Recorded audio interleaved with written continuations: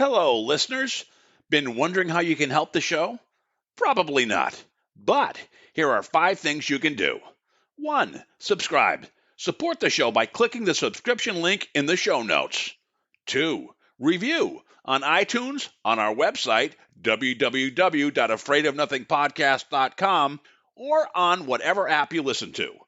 3. Donate. When you go to our website, click the cute coffee cup icon, or in the show notes, click the subscription link. 4. Share. Sharing really is caring. Tell your friends and even your enemies to check out the show. 5. Watch. Wait a minute, it's a podcast, not a movie. Actually, it's both. Check the show notes to find out where to watch the documentary. You can also rent it on Prime Video. That's it. Oh, one last thing. Enjoy this episode. So with the near-death experience, it's about physical trauma and the body dying, and then you come back. In a shared death experience, a typical experience might be your bedside when somebody is making their last transition. And that person invites you to join them as they make that transition into the light, and you are able to accompany them.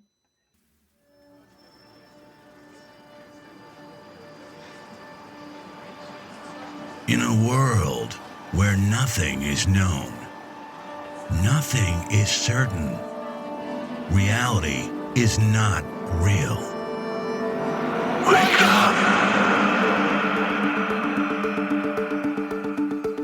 Be afraid of nothing. I'm Bob Heskey. Robert. The host with the ghost. This is my podcast, based on my paranormal documentary, Afraid of Nothing.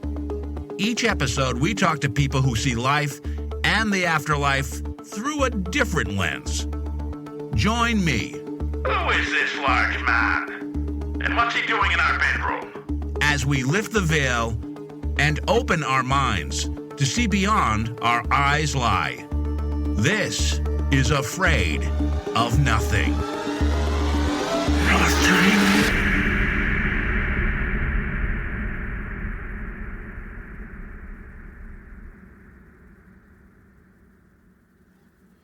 Dr. Scott Taylor is the president of the Expanded Awareness Institute. EAI helps people interested in near-death and shared-death experiences explore what that experience means to them and to our culture as a whole.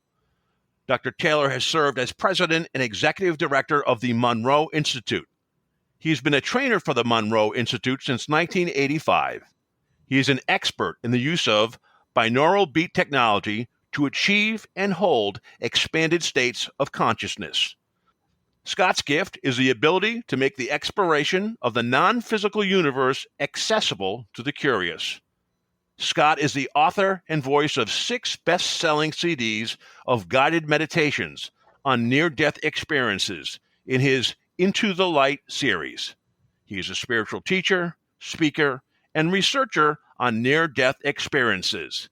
And after his own personal shared-death experience, after multiple decades, he found a way to go back to the light and convene with the afterlife. Dr. Scott Taylor, welcome to the show. Oh, Robert, this is great. I have been looking forward to our conversation, so thank you for the invitation. Oh, it's my pleasure. You're a popular guy. I mean, we were just saying you just got off from doing a call with IANS, which is the International Association for Near-Death Studies, I think, which is near and dear to your heart. Do you want to tell us a little bit about IANS? I'd love to. So the International Association for Near-Death Studies was founded after Raymond Moody came out with his book, Life After Life, which was the seminal book that said, look, there's something really interesting happening here. And so a group of researchers got together and they said, let's explore this thing that Raymond Moody calls near-death experience. And over time, they have sponsored just tremendous research on, what is a near-death experience and what causes it. And that's that kind of stuff now is sort of, we're nailed down on the science on that. And I think the questions they're asking now are even more significant, which is how do you live with what you know? They hold a conference every year. I've been on their board twice, and I am their MC. Oh, great. And if you come to one of our conferences, you'll know who I am because I wear a kilt when I do my MC work, and it seems to grab people's attention and allows the conference to flow smoothly. Wonderful. You also do curling. You have a history in I think you trained for the Olympics for curling way back when, correct? I did. In fact, Robert, my earliest memory as a human being is sitting on a curling stone and my dad pushing me around the ice. And I played a ton in high school and college and as a early adult, and was lucky enough to be on a good team that wound up going to the Olympic playdowns. We did really well. We made it to the Sweet 16, and then my skip went brain damage. So not that I'm still bitter, no, but it was a fabulous run to be able to compete against really good curlers, and it was an experience of a lifetime. Well, the good thing about curling is it's something you never forget and makes you a good sweeping around the house as well to clean it up. So that skill stays with you forever, right? Yeah. Yes. So we're going to get into some really good stuff, but I want to start with kind of a esoteric type of quote. Stanley Kubrick, the famous director of Clockwork Orange and a bunch of other movies, that people are familiar with, once said, the most terrifying fact about the universe is not that it is hostile, but that it is indifferent. However vast the darkness, we must supply our own light. What are your thoughts about what Mr. Kubrick said? Well, this is so interesting because he's right, and I don't think he's right. So it's a little bit of both. Okay, so here, I believe he is right from the standpoint that the universe just is. And for us to name it as good or bad, or actions are good or bad, does a disservice. What exists in the physical world is, and the physical world and the non-physical world is based on a loving consciousness. That loving consciousness is pervasive and it's irreducible. It is the foundation from whence everything comes about. So I think he's right, and you can't afford to neglect the sense that we are part of and are integral to the consciousness that exists in both the physical and non-physical universe. So I think in a nutshell, basically what you're saying is he's right about the universe as kind of the backdrop for us, but he forgets to add in the element of consciousness. And it's our consciousness that shapes the universe versus the other way around. The universe itself is conscious. That is what Interesting. That is what everything else, including our own consciousness, is made up of. And our little bitty consciousness is plugged right into the greater consciousness that is the universe. So, yes, the universe is conscious. That is what it is made up of. And so all physical matter comes out of consciousness. Is there a consciousness even greater than the universe, or is that kind of the way better, bigger? Wow. Just expound. I mean, I know we're going to go in all the, we're going to look at the man view of near-death experiences. We're going to laser focus on that, but talk a little bit about what's beyond the universe's consciousness. Is that the spiritual, the God? Let's think of it this way. There is this consciousness that is the totality of the universe. And those of us here in the physical universe, this universe that's run by duality, that is a very, very small part of the total universe as a whole. And so what we need to understand is that here in the physical universe, it's run by the words either or. Hmm. And, it's like, Robert, you're different than me. It's either you or me. Mm-hmm. Well, when you're in the non-physical universe, it's run by the words both and, Wow. meaning, Robert, you are you and I am me. We are separate and we are part of the whole. So we have this dual nature. We are individual and we are part of this greater collective that is human consciousness, of which that is part of the total consciousness that is the universe. So we have lots of connections. The researchers call that the unity universe, because it means that when we leave this physical universe and we enter into the non-physical universe, we enter into the universe where everything is connected to everything else. And that's that source I was talking about. Yeah, that sounds to me a lot like computers, the binary. I'm a 0, you're a 1, it's an either or.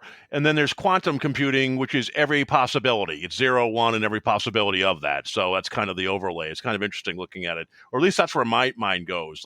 May I borrow that? That's pretty good. Boy, I've added value already. That's good. Cool. So look, you have a great story, and we're gonna spend some time on that. But do you mind, please, because you mentioned Raymond Moody in a sidetrack. My uncle Arthur, a long time ago, he was my father's older brother, a very blue collar guy. He either worked either he was a butcher or he drove a potato chip truck. He had all these different jobs, right? Yep. He had a heart attack. He eventually died of a heart attack, but the first time he had one, he had a near-death experience, and he took Raymond Moody's book, he marked it up and made notes from my father, which is his brother, and he gave it to him and said, Eddie, I know you have a fear of death, but this book has a lot of similar things that I went through, and I wanted to give this to you to ease your mind. So from a personal note, and my father had actually showed me that book in his notes at one point, so a couple decades ago probably. So though I haven't had a near-death experience, it's in the family somewhere, so it's very interesting this subject to me tonight. So with that as a setup and kind of where I went sideways on it a little bit, could you please, just for the sake of the audience, explain what an NDE is and an SDE is and kind of the difference between them? Oh, sure. So a lot of people have heard about near-death experiences, and typically it is when something happens to the physical body such that the physical body dies. And in, your Uncle Arthur's case, he had a heart attack and his physical body dies. Or, you maybe had childbirth is a big one. Car accidents, where, the physical body undergoes some kind of trauma such that it dies. And when that happens, the non-physical consciousness leaves the physical body, goes up, has an adventure, and then those wonderful people back in the physical world do something to reanimate the body again. So, they put the paddles on Uncle Arthur, or they put blood into the accident victim, something that reanimates that physical body. And when that happens, the soul is then called back to the physical body. They reunite, and at some point, the person then is able to describe what happened to them. And I love that. Uncle Arthur grabbed the book and marked it up and said, this happened to me. And, my experience was like that. I hope you get a hold of that sometime. Keep it for posterity. Yeah, I want to find that. I'm sorry to interrupt. I actually do want to find that book and where I put it. In my family history, there's been several paranormal things, which I never really thought about until I started doing this podcast, but that was one of them. So, sorry for the interruption, but yeah, it definitely had an impact on my interest in this subject. Yeah. So with the near-death experience, it's about physical trauma and the body dying, and then you come back. In a shared death experience, a typical experience might be your bedside when somebody is making their last transition. And that person invites you to join them as they make that transition into the light. And you are able to accompany them for as long as is appropriate.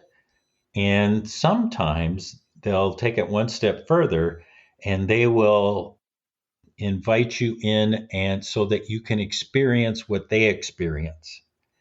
So there is no physical trauma at all. I mean, you're just sitting there in a chair bedside, but you are able to go with them as they leave their physical body and move into the light and either observe or experience what it is that is happening with the final transition. So here's I think the really interesting thing is that, by definition, a near death experience isn't a death experience. It has a certain quality to it that is different than a shared experience, which I'm going to get into in a second. But in a shared death experience, you are witnessing the last or that transition from physical to the non-physical world. So it is like the real meal deal, and you get to be there when it happens and are able to describe it. Here's the difference. The key statistic is that in a shared death experience, the people who are making their final transition, 100% of them, every single individual leaves their physical body and enters into a loving, kind, welcoming, compassionate universe. That isn't necessarily true with a near-death experience. Sometimes, some people have heard about that there's a less than positive adventure that can happen. And typically that revolves around there's a lesson that you need to learn in the non-physical universe to bring back into the physical so that you can get back on track again. Typically, not always, but typically it's the 2x4 alongside the head kind of counseling. It's like, Robert, Yeah. really, you're up here and we just got to tell you, we've been trying to tell you for, almost 5 years now that you're headed in the wrong direction and you're not paying attention to all the clues that we're giving you. So we had to hit you alongside the head with this truck so that you could come up and have this conversation where we're going to chew your butt out, Yeah. And so there is that quality to it. Well, the other reason for a less than positive experience would be hero's journey. Yep. In story form, in the hero's journey, there's the part of the journey where the hero has to confront something. They have to overcome a difficulty, and a near-death experience can provide that experience.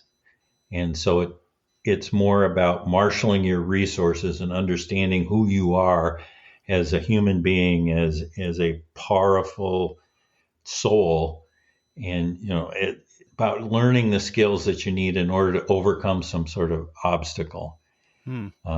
Anyway, so that's typically what the two reasons are for a less than positive experience. One, you need to fix yourself so you stay on mission, and the second one is as a help for you to grow as a soul and do it very quickly. Yeah, it sounds like a lot of hard love, the negative near-death experience. I hope I don't have to do that. Well, as I said, our final transition doesn't involve those. Okay. We all go. I've interviewed a lot of near-death experience people on this show. One person said something very interesting, and I wonder what you would think. He had a heart attack. He died and came back, and when he came back, he was in a lot of pain. But it wasn't like pain from like if you were in a car accident and you came back. He said it was pain from everything in his life. Like when he came back into his body, it was almost like his body remembered the time he broke his thumb and the time he sprained his ankle and all this stuff. And it took a couple days for it finally to meter that pain out, because your consciousness does that for you. It gets rid of those past pains. Have you ever heard that when someone reenters their body, they're in a tremendous amount of pain, and it's like because their body is reassociating with all their experiences from the past? Yeah, that's interesting. I've heard it put in different words. For many people who undergo severe physical trauma, just the very fact of bringing your consciousness back into your physical body, Yep. where everything is busted, that's not a pleasant experience, and you feel all of that. Well, we all know that we have memories that are stored within the muscles and bones of our body Yeah. from our past, and it can be physical or it can be non-physical trauma. Abuse of language or rape or something, right? And Yep. so those are stored in our physical bodies and can be reawakened as we enter into it. I totally get that. That makes sense to me. I hadn't heard of it expressed quite that way, but I'd put my check of approval on that.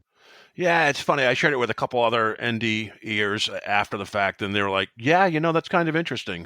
One other quick point before we go into your personal story. So, a shared NDE, it can be as minor as me sitting at the bedside of my father who passes and then seeing my mother come to lift him up and take him away, but I don't go with them, but I see that. Would that be a shared death experience as well? Sure. Okay. And then the deeper ones are where you go along for the ride, which is what happened to you. So, Yep. with that as a segue, let's talk about what happened to you in 1981. Sure.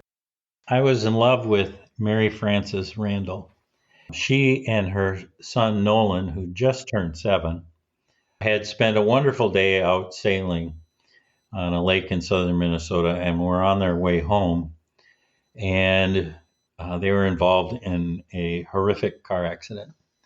And Mary Fran was killed outright, and Nolan sustained a head injury that took him 6 days to make his transition. We were very lucky in the fact that, we're in southern Minnesota and so is the Mayo Clinic. And they were rushed to Mayo and they received some of the best health care in the world, but it couldn't stop the injuries that Nolan had sustained. The 6 days becomes important because that allowed Mary Fran's large family to all gather and hold vigil for Nolan. They had time to come from, parts from all over the country, and was her siblings and their spouses and their boyfriends and girlfriends and aunts and uncles and grandparents and friends and neighbors. I mean, it was quite a collection of people who had gathered to be with Nolan as he was struggling for his life.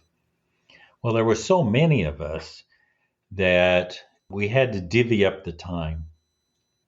And so it was a small hospital room. And what we decided was that 2 of us would go in every 2 hours and be with him and comfort him. And one of the really neat things that happened was there was a nurse on the floor who came in and advised us that, in these situations where a patient is in a coma, like Nolan was in a coma, he never came out of it. But even if you're in a coma, the last sense to go is the sense of hearing. And so it was very likely that Nolan could hear us even though he couldn't respond. So it was important that he know that we were there for him.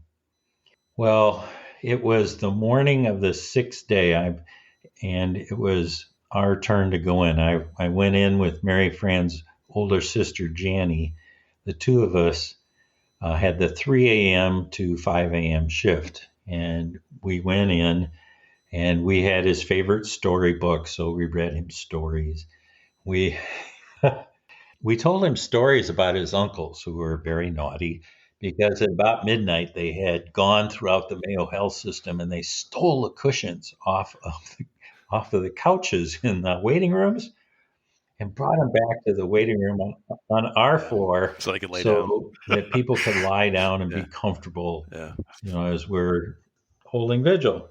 Yeah. So we tell him these stories, and we tell him about who's there and what they're saying, and just kind of chit chat.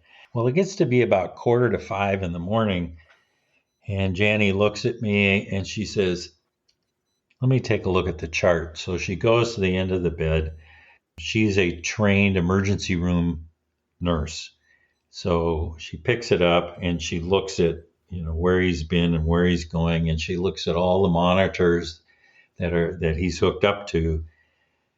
And Janie then holds out her hand to me and says, Scott, it's time for us to say goodbye. And so we pull up a couple of chairs around his head and we tell him that we are so proud of him, that he has been such a brave boy, that he has fought so hard to try and stay with us here in the world of the living.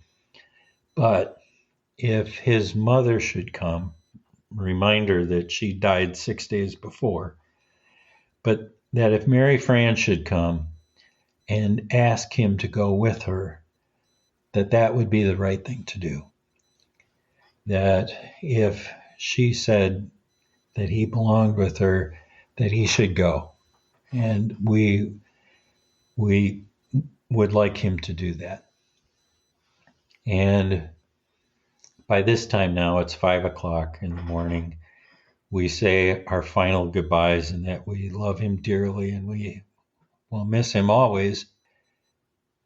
And the next group comes in and we leave and go grab one of those cushions on the floor.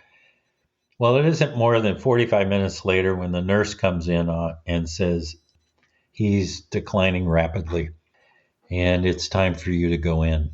So all 40 of us go into this little hospital room and gather around bedside.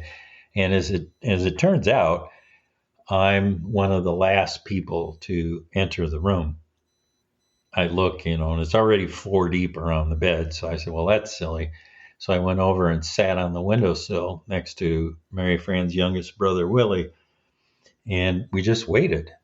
And it was very gentle. I mean, I'm just sitting there, and the only thing there was to do really was, to watch the heart monitor go and slowly decline until he flatlines.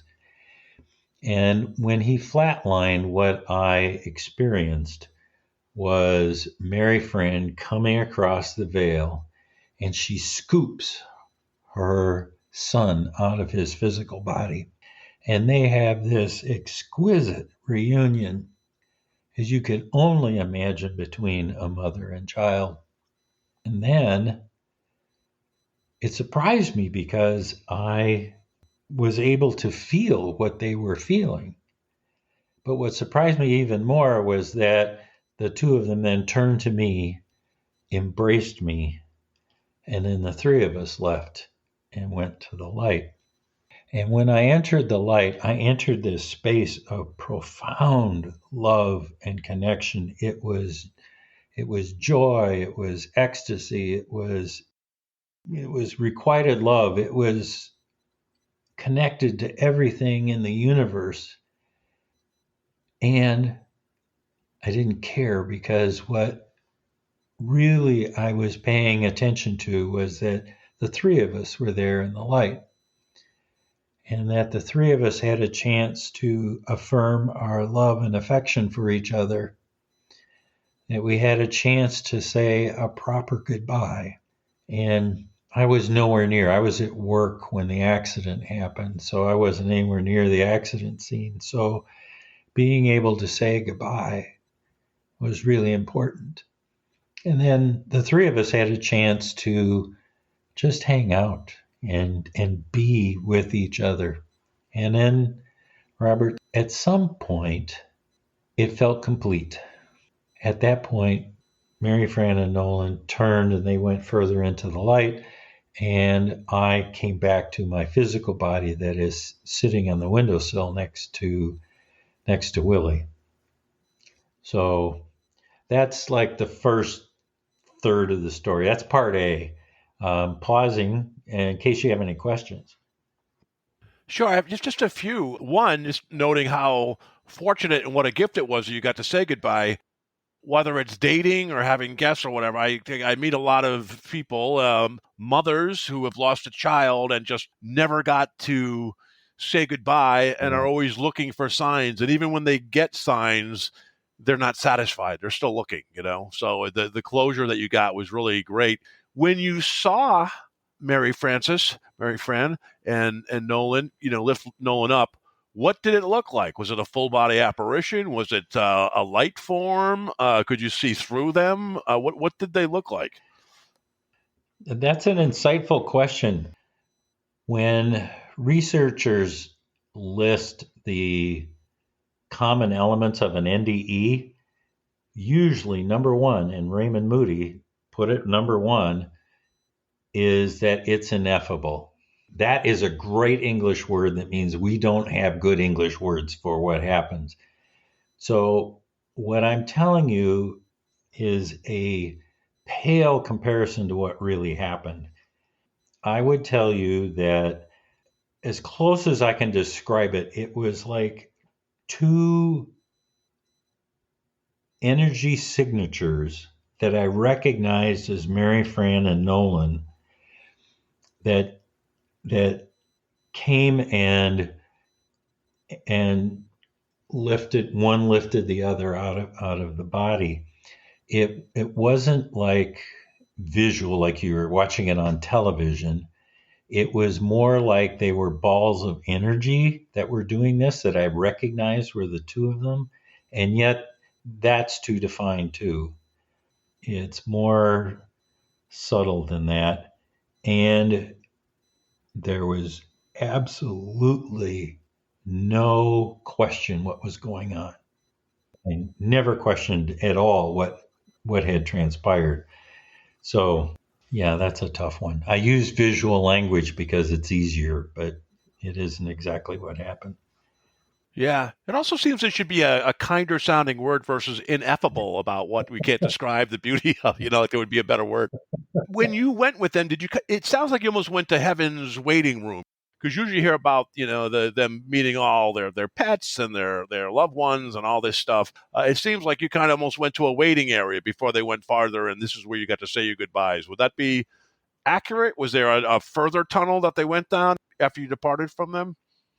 So what you're describing is the reunion, which is one aspect of what happens in a shared death and a near-death experience, that you have a chance to see your pets, your relatives, your friends, your teachers. I mean, there is a specific event that happens where you are welcomed back into the spiritual realm. What it felt like to me was that we had a special room just for us. It wasn't halfway, it wasn't less than, it was an experience that was reserved for the three of us. And it was in the light proper. And we didn't have a lot of other folks around because that isn't what needed to happen. What needed to happen was the three of us have a chance to say our goodbyes and affirm our love and affection. So, yeah, it wasn't a waiting room. It was there, but it was our space. Yeah, it sounds like it was something specific. I know it was for all three of you, but for you, because you're the human living person, that it was something unique that both souls appreciated you and wanted to reach out to you. When you're sitting on the windowsill while this is happening, Yep. I'm sure time is different there, the afterlife versus in the physical world. Yes. If I was sitting next to you on the windowsill, could I be talking to you and having a conversation, or would you look kind of in a trance to me? So that is a perfect segue into part B of my story. May I? Yes, perfect, right. Okay, so it goes like this. So I'm in the light with Mary Fran and Nolan, and we're saying our goodbyes. And my consciousness is 100% with them in the light. And 100% of my consciousness is there on the windowsill in the room with all the other grieving relatives. That distinction is important because it wasn't like my consciousness was split 50-50, like it was less here than there. No, no, no. I was all the way there, and I was all the way in the room with the other grieving relatives. And I know this because I was in the light, and the light had infused my physical body. I'm sitting there on the windowsill, and it's just radiating. It's like trying to burst out. And my face was joyous. It was ecstasy. It was this love was just emanating from me. If anybody had looked at me at that moment, they would have completely misunderstood. And so what I did was I wound up covering my face with my hands so that nobody could see. And so, no, I wasn't talking to Willie or communing with anybody else because it would have been entirely inappropriate for the room, because they had, lost Mary Fran 6 days before, and they lost Nolan just moments before. There was a lot of grief in the room, and I was in that place, but boy, I sure wasn't in that place. I was in and plugged into the love of the universe and the love of Mary Fran and Nolan. So to your time point, I would have said I was, face over my hands a couple of minutes, maybe 4 or 5 tops, kind of that kind of time period. But in terms of being in the light, I don't know, half hour, 45 minutes, an hour. It was an extended period of time. It wasn't the same, to your point. It wasn't, the clocks weren't running the same in the two places. How did that affect you afterwards? I mean, you mentioned on other podcasts that people who experience NDEs, near-death experiences, often have divorces because they're not communicating. They are a different person. They're changed forever, right? Yeah. Did an SDE change you in a similar way, or what was the impact on your life? Well, I was a single person, so I didn't have anybody to divorce. So gratefully that didn't happen. But what happened for me was this intense curiosity. And I just knew that if I had been in the light with Mary and Fran and Nolan once, I could do it again. I just had to figure out how. So that was like the driving force in my life. It's like, how can I do this? And at the beginning, I thought, well, heck, why don't I go to the sacred sites around the world, these ancient sacred sites, and maybe one of them has enough, energetic juju to propel me into that light again. And I went to places like Machu Picchu and the pyramids and the Oracle of Delphi and Stonehenge. And let's just say, Robert, that I had great vacations. In terms of a spiritual experience, crickets, just Wow. nada. So, and I said, well, maybe I'm not understanding this well enough. So I went and got a divinity degree, and I got a doctoral degree where I studied near-death experiences, which is really good for head, but not so much heart and experience. So then I wised up and said, all right, well, why don't we do some things? So I tried Zen meditation. I tried TM. I tried shamanism. I studied with the Emoto religion in Japan, and none of those resonated with me. And what I found that really worked for me was binaural beat technology that allowed me to raise up my vibratory rate, enter into a higher vibration, hold it long enough that I could get the hang of it and learn to navigate. And that's what allowed me to connect with Mary Fran and Nolan and establish a relationship, which I still have to this day, and allowed me then to talk with other people and really explore what it means to be in the spiritual realm. So you connected to an afterlife frequency, Mm-hmm. and you were able to tune in to that narrow band, but you can do it while you're alive. So even though I imagine the afterlife, there's just consciousness and love, there's no air, and here it's physical, you could still do that because you were both places at one time. You weren't the 0 or the 1, you were the quantum version, which you could be everywhere at once. I mean, I'm probably oversimplifying it, but No, I like that. That works for me. Yeah, what binaural beats allowed me to do was to raise up my vibratory level using meditation. And thank God, because that whole go through the physical trauma thing, yeah, you don't want to do that. It's no. just, I've talked to way too many near death experiencers who took years, if not decades, to recover from the trauma of their accident or the isolation that comes from coming back to a community that really doesn't understand or want to understand your new insights into how the world works and what it means to be a loving human being, and and the fact that we come from love, and not everybody wants to hear that.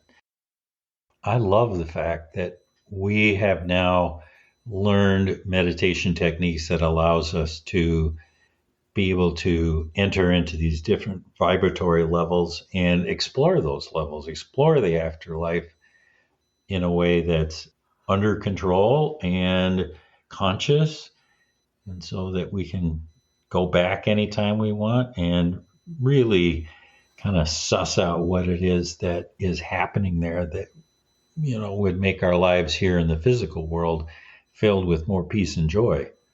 So the difference between ghosts and spirits, I've heard some say, is that ghosts are kind of landlocked and they stay in the non-physical world, even in the physical world, even though they're non-physical. A lot of times they do that because they fear they've done something bad and they don't want to face judgment. But spirits can go back and forth at will. You've bottled the solution for doing the same thing, going from physical to the non-physical. Is that correct? Yeah, yeah. It took a decade or so in order to develop a technique of meditation that allows us to be in our physical. I call it bilocation. Mm. You can be in your physical body, and at the same time, you can be in that expanded state of awareness, just like what happened with Mary Franenol and I in the hospital room. I was there in my physical body, and I was with them in the non-physical world. And as it turns out, that's pretty easy to teach people how to do. Once you know that it's Mm. possible, you say, well, just do it this way. And then everybody go, oh, well, shoot. Yeah, that's good. How is that different from and I know it's different, but like astral travel, which actually seems to be pretty hard to do. I've had guests about that. How is what you're doing with meditation different than what people do with astral travel, where they go to different places in the universe, physical, but could be the universe or whatever, Yeah, versus what you're doing to the non physical world? Could you explain how it's different? sure. When I was faculty at Monroe, that's how the Monroe Institute got started, was teaching people how to have out of body experiences, and and some of the good stuff that comes with being able to explore that. It is harder to learn because what it requires is that you take your entire consciousness and move it out of your physical body into a non-physical energy ball, for instance, and then take that and go and explore. And what we're saying is that you don't have to move 100% of your consciousness out of your physical body. You can have them in both places at the same time. It's a lot easier to learn. And frankly, it gives you many more options for exploring than does out of body experience, which tends to be associated with the physical world. Yeah, that blows my mind that remote viewing and astral travel is much harder to do than what you kind of discovered, going from the physical to the non physical world. That's very interesting. How does the Monroe Institute, how did that's, you mentioned it, but could you kind of give a little more background about that, of what it is and how you ended there and how it kind of guided you on your path? Sure. It was founded by Bob Monroe, who in the late 50s, 1950s, he started having spontaneous out-of-body experiences. And as a Southern gentleman raised in the Methodist Church, this was way outside his expertise and his belief structure. And, at first he fought it. And then after a while, he got tired fighting it and he became curious. He said, well, what is this thing good for? And he started to explore, and he explored the non-physical universe with real curiosity and abandon. He just wanted to know everything, and he kept really good notes. Urban legend is a friend of his stole his notes and took them to a publisher and said, I think there's a book here. And the publisher agreed.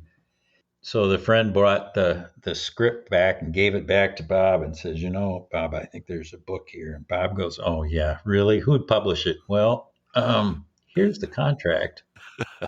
And it wound up being Journeys Out of the Body. It was published in 1971, and it was a huge hit, bestseller. It just changed everything because he had so many people who were interested in learning that technique or learning what the benefits that come from exploring the non-physical universe, that he wound up having to learn how to teach people his technique and then to create a place from which to do it. And so the Monroe Institute was born. It's in central Virginia, right in the middle of the Blue Ridge Mountains. You can go there and have week-long seminars, and it is a terrific way to learn this. And no matter where you are on your spiritual journey, from absolute beginner to somebody who's meditated for 30 years, you'll gain benefit because you'll learn new tools and new vibratory windows to explore. That's perfect timing because rather than the 1950s when he started, 1970 was Woodstock, right? And all the exploration with mind-altering experiences and things like that. And people had a hunger right at that point, And I think Dr. Raymond Moody's book was about a year or two after that, right? 75, yeah. Yeah. Wow. What a pivotal time in our spiritual awakening. The timing was exquisite. And you're right. People were opening to the idea that there is more out there. And to Bob's point, which was you don't need drugs to do it. Because, if you're exploring these expanded states of awareness and you're taking drugs, it's like, well, who's in charge here? Is it you or is it the drug? Well, if you're doing it through meditation, you know that it's you and that you are always in control and you haven't given your power away to anything. So that was, one of the things that his mantra was that, you don't need the drugs. You can do this through meditation and you can learn it quickly and it's safe. And after a little while, you don't need the binaural beats anymore. They're just training wheels. Once you learn where you're going to go, you just remember and you can go back there anytime you want without wearing headphones. Yay. Yay. In 1970, that's when that happened. When did your series of albums, your Into the Light and your meditation, where you developed it and started sharing and teaching people, when did that occur? In 2013 was my first album. Wow. And then they came about every other year. So it was in that time period. So it took me, I started going to Monroe in 85, so it took 25 years to be able to go from beginning to end and then to be able to teach. Now, were these downloads that you got from like Spirit, or was this from you that you basically, it was harder probably with just you kind of getting this, documenting this and getting it into because some people talk about where they get downloads and they were able to tell their story, so I'm just curious. So the answer to that is yes. To both? It's both. Okay. Of course it is. It's all of that experience that started with Mary Fran and Nolan and doing the work at Monroe and teaching at Monroe and then figuring out I could use Monroe's tools, but using a totally different cosmology the cosmology that comes from near-death experiencers. They have a different way of exploring the non-physical universe than Bob Monroe did. Yay, it's a big place. Sure. And then, I taught this course at Monroe, and then from that came the albums. Once I had had tested out different techniques, and then ta-da, I have albums, and I also teach on the Shift Network, and my work is there live, and it's also on demand, so you can, do it anytime you want. So we're going to plug your series at the end, but it's a good time too. If someone's listening and they want to jot down your website or your podcast or whatever, where they can explore and access these modules, how would they do that? If they're listening and you've hooked them right now and they want to find out, where would they go? The easiest place to go is to my website, which is neardeathmeditations.com. Neardeathmeditations, plural.com. And there are listed all my albums. There's also all of the links to the Shift Network things. There's a link to my podcast that's on YouTube called The Afterlife Files. So if you just type that in, you'll get to me. And I've got some terrific interviews with both experiencers and researchers in the field. I do it a little differently than other people, so I actually tell people up front, is that, like Fred here, he's going to tell you 3 things that are really important. So listen for these stories because they'll clue you into X, Y, and Z. It helps people who might not be familiar with the language to pay attention to what's coming up. So that's the place, neardeathmeditations.com. Great. And you mentioned there's kind of a, what do you call it at the end when there's like a hook or there's something at the end of a movie? There's a part C to your story. After you had your SDE, after you went on your personal journey, you went all over the world to find, how do I get back there? You found it through meditation. You documented, you made a series available. You found out that you weren't the only person in that room that had an experience many years later. Is that correct? It is. And it goes like this. I'm at the University of St. Thomas in Minnesota. If you've never heard of that, that's Minnesota's largest private university. There's the University of Minnesota. That's the big deal, public. St. Thomas is private. And I'm doing my doctoral research and I'm studying people that had near-death experiences. And I'm having a real trouble finding people to interview because I'm looking in the wrong place. I'm talking to hospitals and hospices and nursing homes, and I keep running up against HIPAA. So out of desperation, I send a letter to Mary Fran's family saying, all the women in that family were in healthcare in one flavor or another, and say, can you help me? Give me ideas of where I could go to look. And one of them wrote me back, and I'm just going to call her the sister because she wishes to remain anonymous.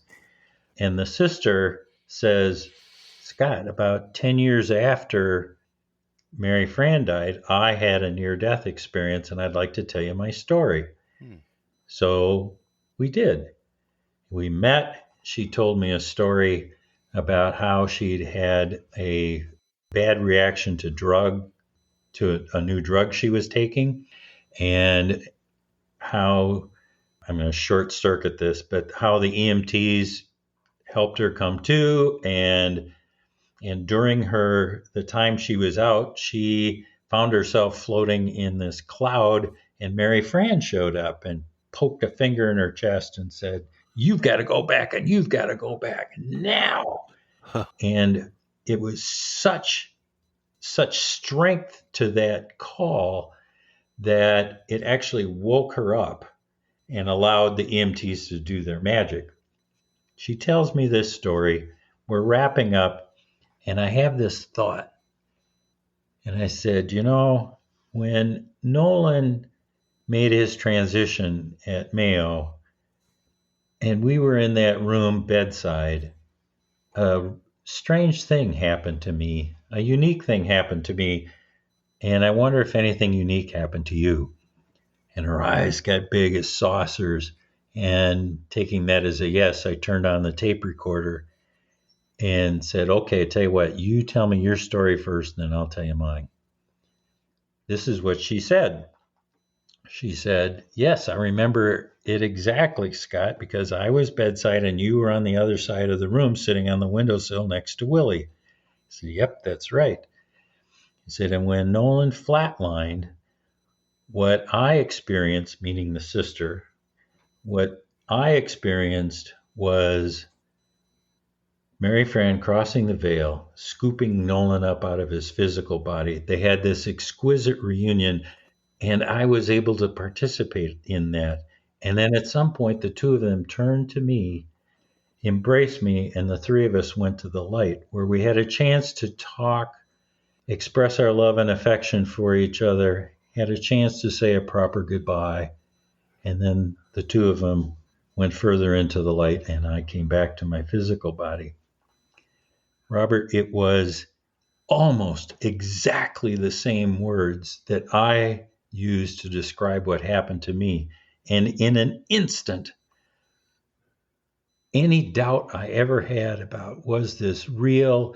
Was it grief talking? Was it something I had seen, read? All of these doubts that can go floating through your mind, they just vanished in an instant. And I was sure what happened to me really happened because it happened exactly the same way to somebody else.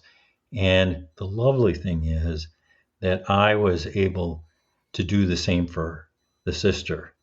Any doubts that she had instantly evaporated, and we could embrace the truth of what had happened to us. And it was a pivotal moment because I now really felt confident about putting myself out there and talking about it, because the truth of what happened is really solid within me. Thank you for asking. No, that's an amazing twist. Yeah, that's incredible. I know you do a lot of work with, we mentioned ions at the beginning. You also have your own, I'm trying to look for it right now, the Expanded Awareness Institute. Can you talk about what that is pretty briefly? Sure. This is the business that I own that is the host for all these learning experiences. So, we produced the 6 albums. We had in-person retreats that we used to do pre-pandemic. Mm-hmm. And then, when the pandemic hit, we moved them to online and discovered that we could reach a lot more people just effectively, as not more, by using the binaural beat resources online. So, yeah, it's kind of the hub for all the things that we do, from Zoom classes to in-person to albums. People get a hold of me and say, don't you want to come talk on my podcast? Yeah. That's what I did. That was a little reference to you there, Robert. Yeah, it was. That hit home with me. You have 6 albums to date, Into the Light. Are there any more coming, or is that kind of closure on that series? That series, the way that it's recorded, we're done. Okay. If I do something more, it's going to look a lot more like my classes, where I take people slowly and thoroughly through how do you explore the non-physical universe, and give them even more tools than I was able to do on just those 6 albums. Quick, grab those 6 because they're powerful. Great stuff. Yeah.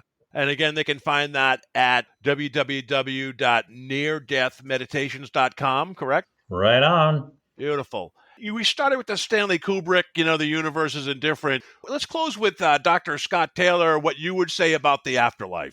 What would be a couple of lines that you would throw out to help people that are dealing with tough situations? It seems more people are passing, I guess maybe because I'm getting older, that I know. But what words of comfort or knowledge would you share with people closing out this episode about the afterlife and what you've learned to be true? The transition that we make from our physical body to our non-physical body, when we lift out for the very last time, it's as easy and gentle as breathing. It's as unconscious as taking your next step. There is a grace about that final transition, and it's lovely to be able to turn around and thank your physical body for everything that it has done for you as you then move into the light, into this amazing, loving, extraordinary space where you get to be with your departed loved ones, friends, pets. You get to catch up and live in that space until you want to come back into the physical world or move on to something else. You get your choice. And as you move into that space, you begin to realize that the knowledge of the universe is available to you and that you can tap into it anytime you want. And it will help explain why things are the way they are, that we have absolute choice in our life for how we want to live it here in the physical world, but especially in the non-physical. So it's a joyous, welcoming, compassionate, loving reunion with the afterlife, with the spiritual realm. And we're going to take and summarize that. All you have to tell people is go to the light. You can't go wrong. That's great. Yeah, it's nice to have something positive with all the negativity around us. Scott, thank you so much for your time tonight and your insights. And again, I will have it in the show notes, but I encourage people to check out your website, neardeathmeditations.com. Purchase your series Into the Light. Do it one at a time and transform your spirituality and awakening. See the light, right? And are there any IONS events that they should look for you in the near future? Oh, yeah. That is one of the best ways for people to explore this, because at an IONS conference, you're with your tribe. I mean, everybody there, about half the people have had an experience, the other half haven't, but they're just really interested in who we are as spiritual beings, as multidimensional beings. And every year there's a conference, an in-person conference. This year it's in Phoenix, Arizona over Labor Day. It promises to be just great fun. There are hundreds of local chapters where you can go and share your story and learn about near-death experiences. And there's got to be at least 20 different online chapters where, they meet at different times. So pick one that matches your availability and join one of those. So there's all kinds of options. IONS has a huge database of stories about near-death experiences. NDERF is another one, NDERF.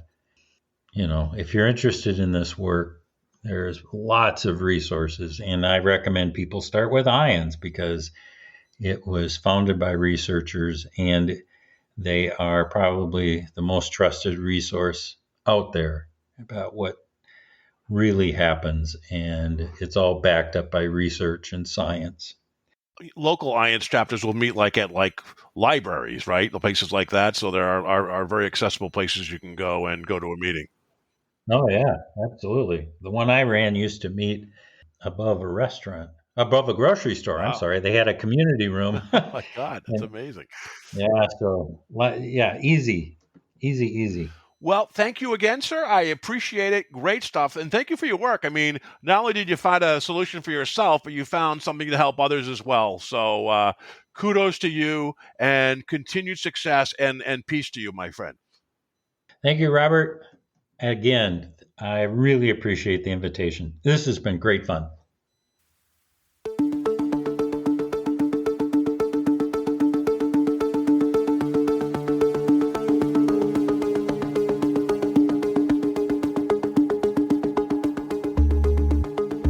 You've been listening to the Afraid of Nothing podcast. Please subscribe and like us on Facebook. Until next time, stay scared.